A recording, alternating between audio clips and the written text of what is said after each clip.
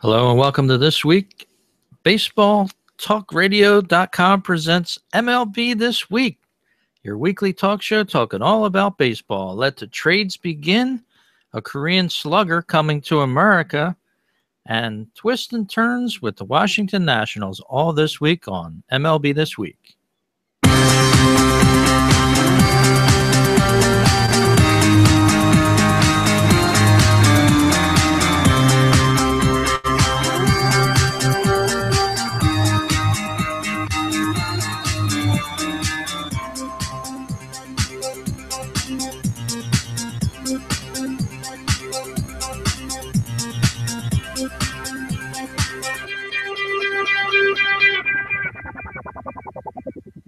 And hello, everyone. Welcome to MLB This Week Podcast. My name is Rich.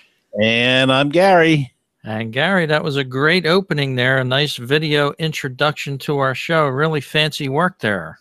Thank you. I had some spare time and just played around a little bit with some images. Yes, indeed. Love the opening there. It just keeps getting better and better every week, even now that the baseball season is officially over in the U.S. And the World Series is indeed over, Gary. The Mets made a valiant effort, but came up a little short. But it's getting to the series is the key, as we were talking about before the show. Well, Rich, yeah.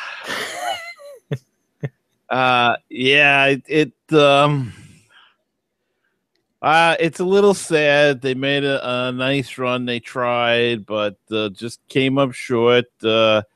Hats off to Kansas City. They kept fighting. They keep swinging. They keep making contact. And, going into it, Rich, we've discussed that the two major weaknesses of the Mets were going to be their infield defense and the bullpen. And both of those seem to come to light in the World Series and really hurt them. So they should have won. Actually, if you look, they were ahead in every game except game 2, I believe, and late in the game, the 8th or 9th inning in most games.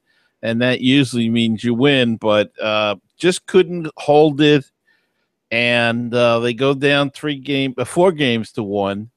So there's always next year. They'll retool a little bit. They'll tweak the team. Still got that great pitching, and we'll go from there. Yes, indeed. And it's getting to the series. It's, there's going to be a winner and a loser, but still, the Mets made it to the World Series. They made it a good series. The Royals came up with the winner, but it was an entertaining series, and that was great for the fans. A-Rod got a couple good write-ups in the New York press about his coverage of the baseball series in Major League Baseball for Fox. He was a broadcaster for Gary.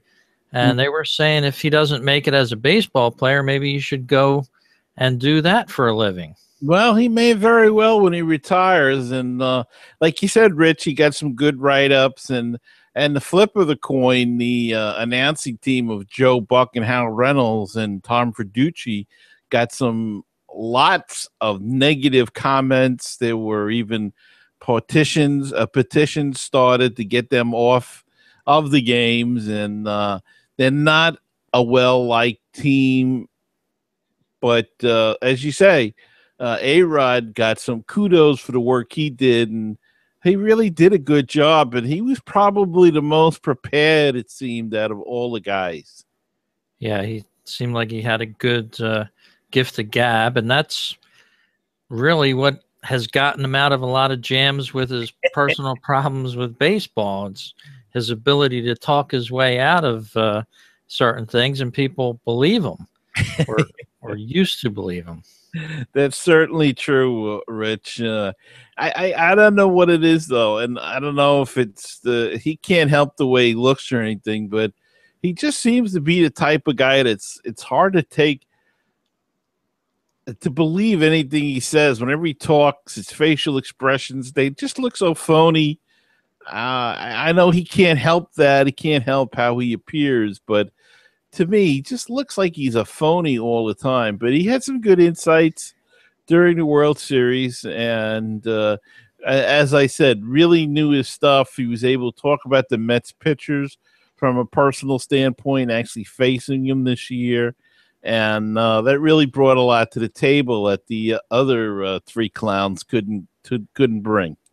Yeah, and he almost looks like he's about to come out with a piece of paper. Here, I hold the title to the Brooklyn Bridge, you know, like I can sell it to you, you know, and you actually kind of believe him a little bit. But yeah, A-Rod there.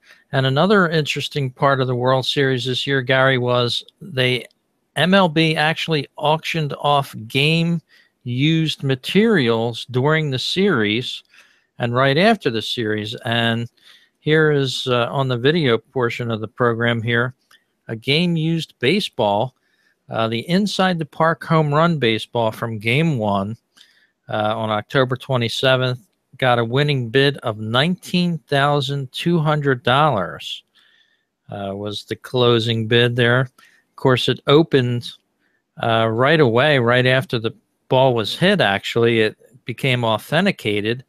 And the bidding started just at 8:30 p.m. on the night that it was hit. It went for just under a week at auction there, right on MLB.com there, and winning bid of $19,200. And wonder if that person is still happy that he bid that much money on it. I mean, how do you know what even this there wasn't even enough time for a market to develop for this? How do you know what it's really the true worth is going to be? I mean, it's really crazy, some of this stuff. And it's funny, I was reading something the other day where they said that, years ago, the players would get a jersey or two jerseys and they'd wear jerseys for a while, for good luck, and not anymore. Because, like you say, every game they authenticate the jersey and sell it right away. So I guess they have 162 jerseys now. Both home and away, and a road, and all of that kind of stuff. So, wow, I don't know. It's getting crazy, but it's almost like they're going to flood the market with so much stuff.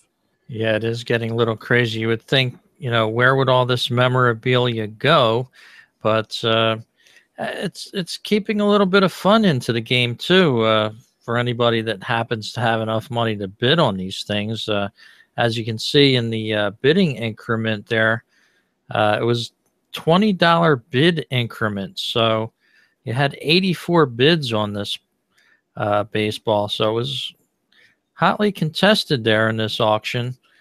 Some other items, of course, were sold too, but this one's probably one of the tips of the iceberg, being an inside the park home run ball and how rare it is. And I guess maybe, if anything, this ball might have a bit of value going forward over the years. It may very well be, but again, how do you know what the market is? I mean, it could have a value going in the years, but the top value might reach $5,000, $10,000, and this guy paid $19,000 for this thing. I mean, I don't know if it's going to maintain that market value. I mean, next year, somebody could do it again and kill the whole market value on it. So, geez, I don't know. It's a big investment. It's not like I can see like somebody's 500th home run or something like that. That's a milestone type of thing. That's a little different, but an inside the park home run in the World Series, I mean, yes, it's something that doesn't happen very often, but the possibility exists that it's going to happen again. Only Barry Bonds and Babe Ruth have hit 700 home runs, so. Very interesting there.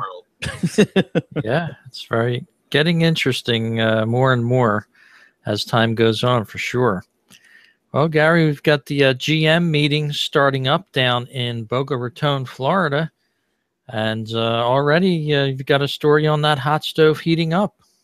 Wow, Rich, they didn't even meet yet. And guys are making trades already. We had the first trade of the offseason.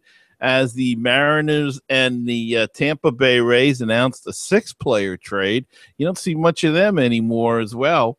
But the Mariners have sent first baseman Logan Morrison, infielder, outfielder Brad Miller, right-hander Danny Farquhar to the Rays in exchange for right-hander Nate Carnes, left-hander C.J. Riefenhauser, and prospect outfielder Boog Powell, and not a relation to the original Boog Powell. The deal is the first in the tenure of the new Mariners general manager Jerry Dipoto, who was hired at the end of September. And boy, he didn't waste any time getting started by making a big 6-player deal to get his team on board and get the off season rolling.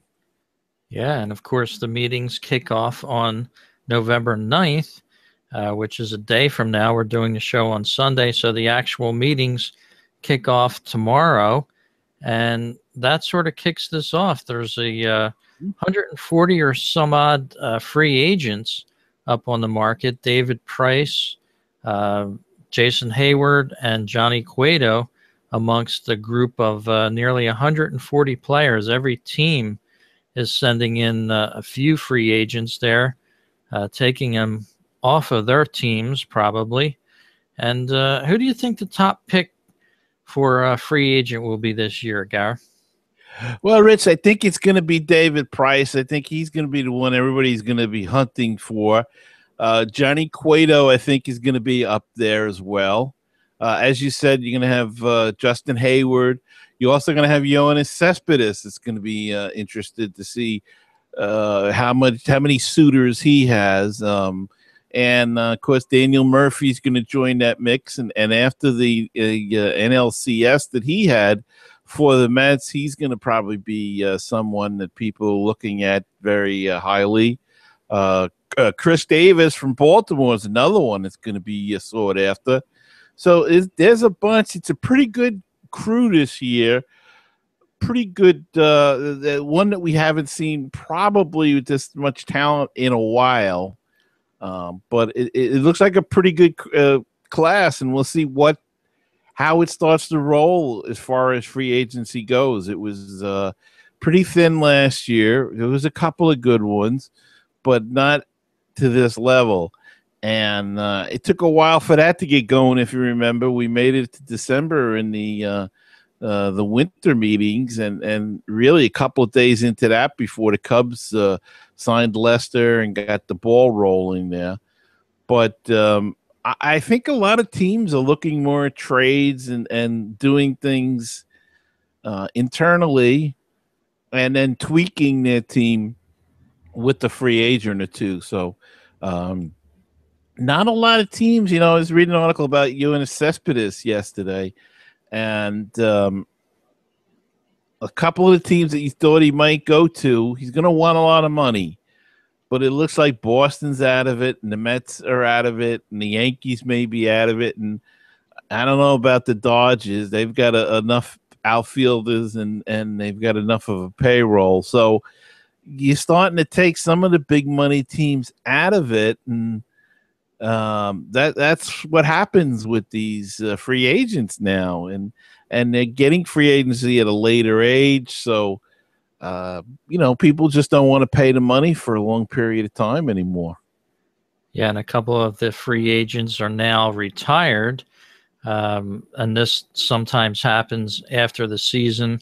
Barry Zito retired, A.J. Burnett, Aramis Ramirez retired, Jeremy Affolter from the Giants, and also Tim Hudson from the Giants. A couple other Giants that are eligible, Gary, are Tim Lincecum, Marco Scudero, and Ryan Vogelsong from the Giants. So a couple of these big teams have some good players to offer, as do the Cardinals. So we'll have to see where some of those players end up.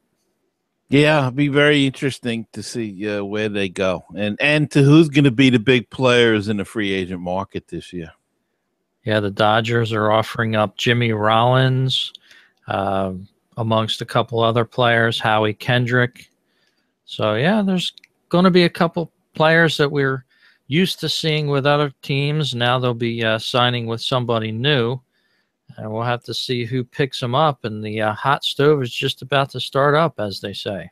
Yes, sir. It certainly is. Well, another hot stove was cooking, and this one was overseas, Gary. A Korean player who's actually like the Korean equivalent of a Mike Trout. His name is Byung-ho Park. He's going to be playing with a major league team as well this year, yet unknown team. It has not been announced yet, but this team has bid $12.85 million to the Nexen Heroes of the Korea Baseball Organization just for the rights to sign him. Now they have 30 days to make a contract with Mr. Park, and it's going to be interesting to see which team got Park now for this 2016 season. And it seems like a relative bargain at 12.85 million. Remember, who was it? Dice K was like 50 million that the team had to put up. Just for the posting, and then they had to negotiate a contract. So this is the new wave, it seems, the Korean League players, and there's been a couple of good ones. The shortstop in Pittsburgh, and I can't remember his name.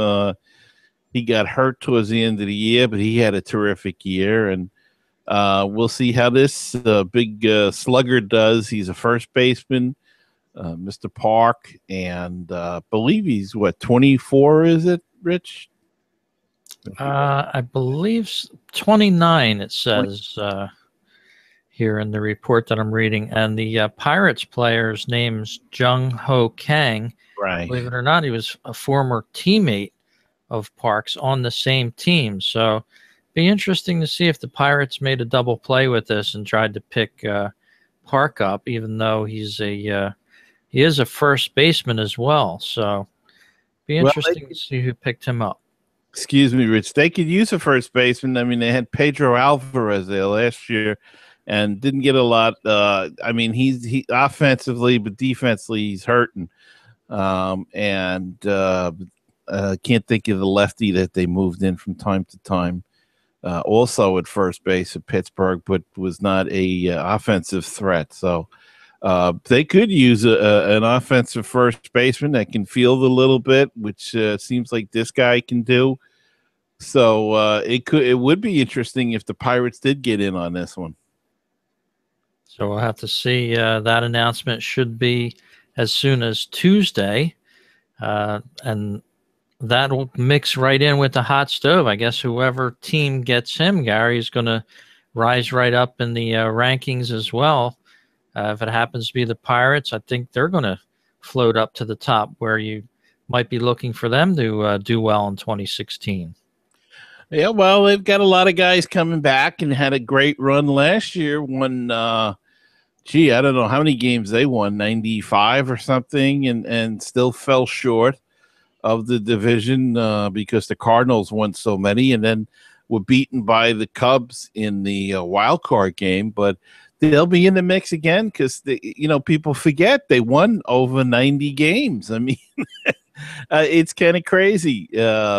And they had to get a wild card, and unfortunately they couldn't win that one more game, but they were right in it, and they're certainly still a very viable, good ball team. And it's going to come down to what did the Cubs do in the offseason, what did the Cardinals do in the offseason, and what did the Pirates do as far as that division race goes. Yep, and of course, November 10th, the finalists for the major awards are going to be announced by the Baseball Writers of America. So it'll be interesting to see the finalists for those awards. Of course, Rookie of the Year, Manager of the Year, Cy Young, and also your MVPs. So this week's going to be another interesting week in the off season of baseball, Gary. And I don't ever remember before finalists, Rich. They just used to announce the winners years ago. But now they make a 2-hour show or an hour show on MLB, I guess. So that's why they have finalists now. And same thing with the Gold Glove. They used to just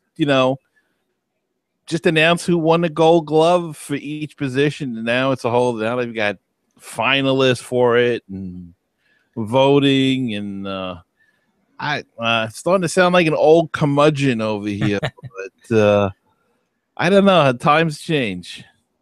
Yep, there is a times are changing, that's for sure, and they're building it up. Here's a for our video viewers, a picture of Mr. Park there. I forgot to put this up when I was doing the story there, but he's got a tremendous swing to him, Gary, and he likes to flip the bat a lot too. So I guess maybe one of the first things they'll try to teach him is try not to flip the bat with much flamboyancy, because he's got some mean bat flips after he hits those long home runs. They have a lot of those Asian players have the bat flips and that kind of thing, and it's sort of coming over here, so maybe it'll be an accepted practice. We'll have to see in 2016 if it picks up. And Gary, you have our next story of the night here. The Washington Nationals taking a lot of twists and turns, almost like a roller coaster. Well, this is a crazy story, Rich, and we reported part of this wrongly last week, so I apologize for that. But last week we said that Bud Black was going to be announced as the manager of the Washington Nationals. And apparently they either had a change of heart or he had a change of heart. The story I heard was that they tried to lowball him.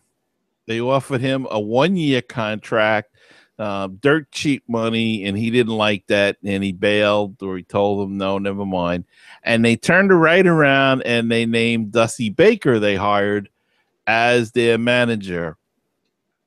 Dusty Baker got a multi-year deal, and it makes you wonder a little bit about this organization.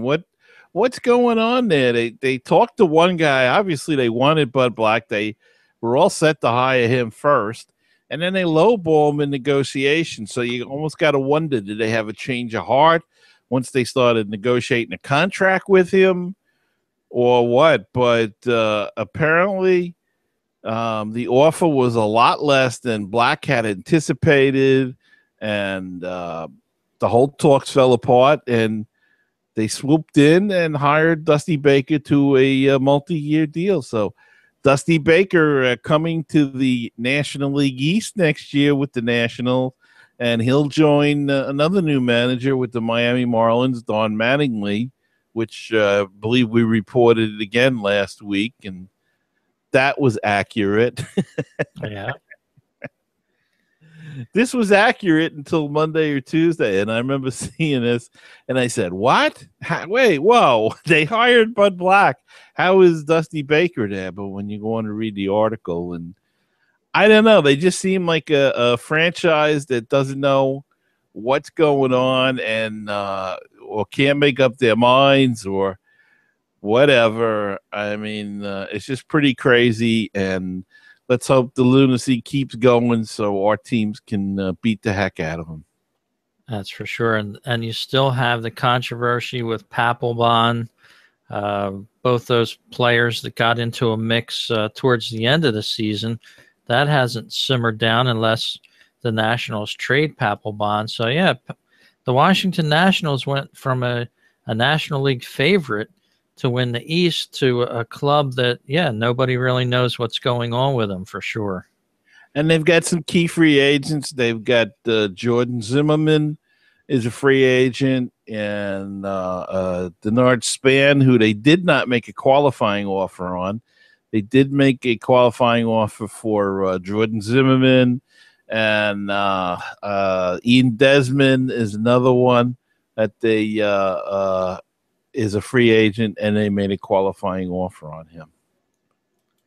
So we'll have to see what happens with the Nationals for 2016. Will Bryce Harper and Jonathan Papelbon patch it up if they're still on the same team, or will they be at one another again? Well, time will tell. Apparently, Rich, they did patch it up. So, but you know how that goes sometimes. Well, in our next story here, Gary, the Baseball Hall of Fame voting, and I caught this story this afternoon, even though it actually made the headlines back in August. for 2016, the Baseball Hall of Fame voting will be cut by 20%. In prior years, all you had to be is a active baseball writer for 10 years or more, and then you could vote theoretically as long as you want, even if you were out of the game. So you had a lot of writers and other people that were involved in the game that had been retired for a number of years, and they were still able to vote on the Hall of Fame winners.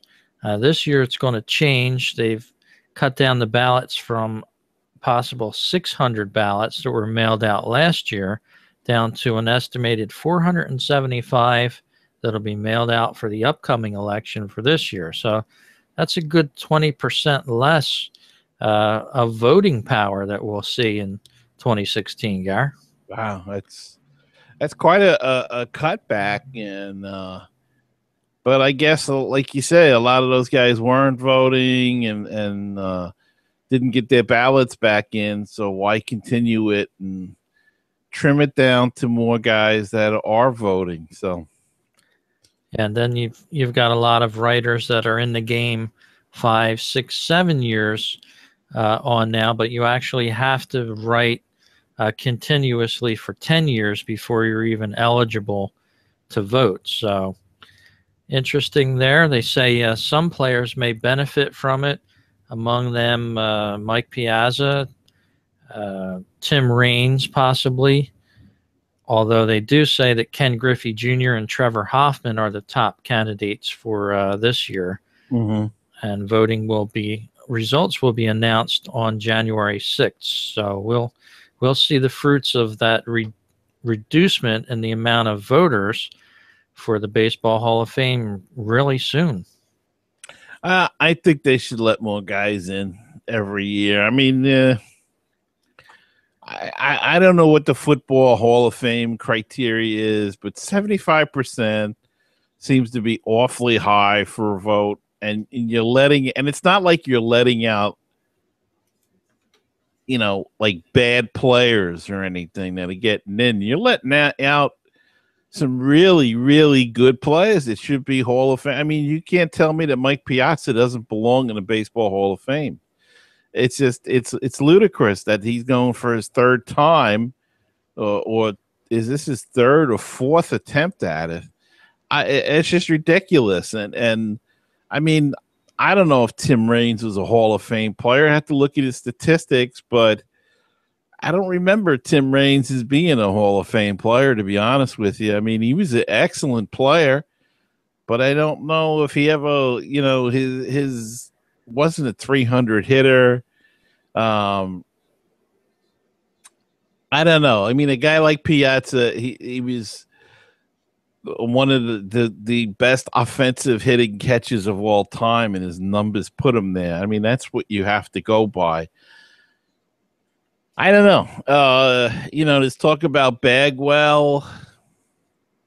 And, of course, the big thing is the steroids with both of those guys, that the suspicion of steroids use is what's keeping some of these guys out of the Hall of Fame. And it's just I don't know. Hope this changes that and we can get some of these guys in.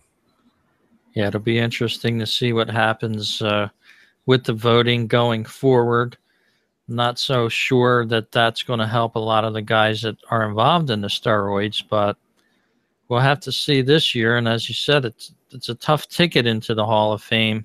It's always been a tough ticket, and we'll have to see if players make it in this year. I think they should at least have one player elected to the Hall of Fame, even if they don't get the required amount of votes, just because that's what it's there for. You're there to elect players into the Hall, and to not have anyone elected in is a shame, I think. Yeah, I agree 100%. And it makes them look kind of bad in a way. I mean, they like to say, well, no, nobody reached our criteria. But, how do you explain that? Let's say you don't let a guy in this year because he doesn't reach the criteria. and nobody gets in. But next year he gets elected in. What he's not playing anymore. So what changed in a year that all of a sudden he rose to meet the criteria when he couldn't get in the first time on the criteria? So it's kind of a silly thing that they've got going there. Maybe reduce it down to 65% or 70, maybe. I mean, it's still a hard number to reach, but they've got to get more people in, because that's where, that's their lifeblood too. That's what people are interested in. That's, if you start cutting these things down and make it so difficult to get into, people are going to lose interest. They want to see content. They want to see guys that they saw play in the Hall of Fame. It's not the same if you're, it's all Babe Ruth and look, some of those guys that are in there too are not the best of character either, or the most honest people in the world that were in from the older days. The older guys that are in there, I mean, a lot of them passed on, but they've had their issues too. So I don't know. Then you'll get some guys, the older guys, saying, well, I had to get 75%. Why should I change and let people in for a lesser amount of vote? But it's a different world now. So. Yes, it is. So we'll have to see what happens with that vote. Who knows? Last year, there was more than 2 let into the Hall of Fame. We'll see what happens this year. And I think the prior year, nobody got in, if my memory serves me right. But again, that doesn't make any sense not to vote anyone into the Hall in any one particular year. Yeah, last year was a good class. You had 4 get in, and the year before it was all I don't think there was a player. It was Torrey, La Russa, and Bobby Cox, and I think that was it the last 2 years ago. So you're right there, Rich. Nobody got in, and to me it makes them look bad. You should have somebody going in every year, or at least 2 or 3 guys, and but they've been doing it this way for a long, long time. Yes, they have. Well, trying to get baseball back to the Olympics has been a goal for many people. And over in Japan right now, there's a tournament going on. It's called the Premier 12 Championship. It's taking place from November 8th through November 21st. And different world teams playing, Rich? Yeah, a lot of different world teams taking part in this. No professional Major League Baseball players from the U.S. They were not participating on the advice of the MLB, but there's other players that are from the America leagues that are participating, as well as Cuba, China, the Netherlands, Dominican Republic, Canada, South Korea, Venezuela, Italy, and Mexico. Puerto Rico is also listed as a separate entrant into this. So what they're trying to do is build this up to potentially include baseball in the next Olympics, which would be really nice, as it's been taken out of the Olympics the last couple years. So we'll see if this helps getting baseball reinstated as an Olympic sport. Yeah, it sounds interesting. I wonder if they're going to broadcast any of those games. If we'll be able to pick up any of those games here to catch some baseball action. Yeah, I believe they are. I don't have a schedule in front of me, but I was reading somewhere where Fox Sports might be broadcasting some of these games around the weekend. Of course, the toughest thing is getting the time slots right, because when things are on in Japan, it's 23 hours, 24 hours difference or something like that. So it's tough to tune in at specific times. But yeah, I think we'll get some baseball out of this. And I think we're gonna the World Baseball Classic is starting I don't know if they start the early rounds this year or is it next year? I'm not sure. I didn't read on that yet. Or maybe it's 2017. I'm all confused. But look forward to Fox Sports possibly broadcasting some of those games in the next couple days. And, of course, the tournament's running about 10, 12 days. So we've got plenty of baseball to check out. As well as, Gary, they're going to be playing some of the Arizona Fall League games on MLB Network this coming month as well. No, you got to go check those out to see the young stars of tomorrow. And even some guys that are on major league teams, the younger players that are getting a little bit more experience there. Yes, indeed. Well, we thank you for listening to MLB This Week. And if you'd like, check out some of the other shows that appear along with this show on the baseballtalkradio.com. That's the logo that you saw if you watched the video version of this show right at the start of it. And Gary, there's a whole great lineup of shows there from all over the U.S., all over the world, Japan, Europe, just about everywhere for now, and a lot of great independent baseball talk there. Yeah, tons of them. Rich, you've got mostly a lot of the teams covered there, and it's really a great network, and everybody should go and check it out and go look at baseballtalkradio.com and check out a number of the different podcasts on there. Like Rich said, it's all independent, guys hardworking, and just to bring you all the news you need to know about the Major League Baseball and minor league baseball and fantasy baseball and Canadian baseball. Everything baseball. Everything baseball. Rich is you got everything covered there.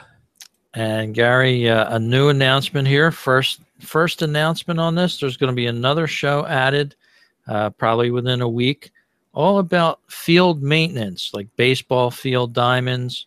I think they delve a little bit into football fields as well. But there's interviews with guys that manicure these Major League Baseball lawns and how they do it. What the ins and the outs of it. It's great show. It's going to be on baseballtalkradio.com. Very cool. Wow, that sounds like a great new lineup, show for the lineup, I should say, Rich. Yeah, so check it out. It'll probably be up within a week or so, all about baseball field maintenance. And I believe the show is called Diamond Divas. So check that show out. Clever. Very nice. And Gary, you have another story for our listeners here. No surprise here for a team that's favored for 2016. Well, Rich, coming off a disappointing sweep in the National League Championship Series, the Chicago Cubs are pegged by odds makers to not only take the next step in 2016, but to win their first World Series since 1908. Bodog lists the Cubs as having 10-1 odds to win the title next year. One day after, the article came out one day after the 2015 season officially came to a close.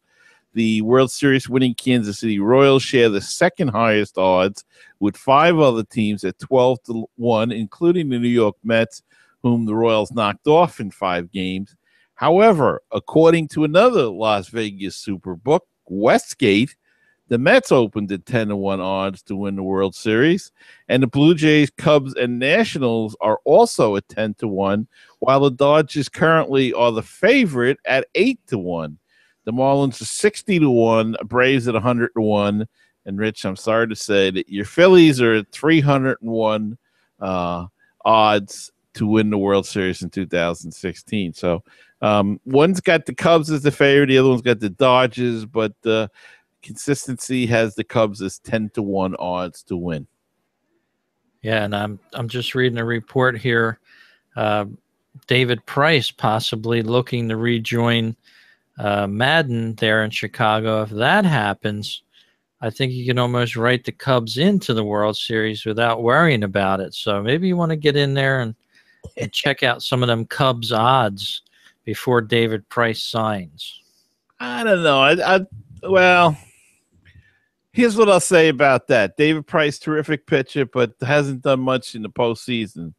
So then you're going to have Lester, Arrieta, and essentially Price. And really, Lester got banged around this year by the Mets, as did Arrieta. And Price didn't really do so terrific in Toronto. So it'll be a good staff for the year. I don't know if it's built for a playoff run, though. Yeah, I think the Cubs really missed the boat when they didn't sign Cole Hamels. They couldn't make a deal with the Phillies for him. If the Cubs got Cole Hamels, I think you could almost say the same thing if they got David Price, that they would probably be that top contending team. Well, and the difference with Cole Hamels is he's had some success, if not quite a bit of success, in the postseason. So he's been down that road, whereas David Price has pitched in the postseason, but it's not pitched well. I think he's 0-7 in postseason starts. And I agree with you. Cole Hamels probably would have been a better selection for them.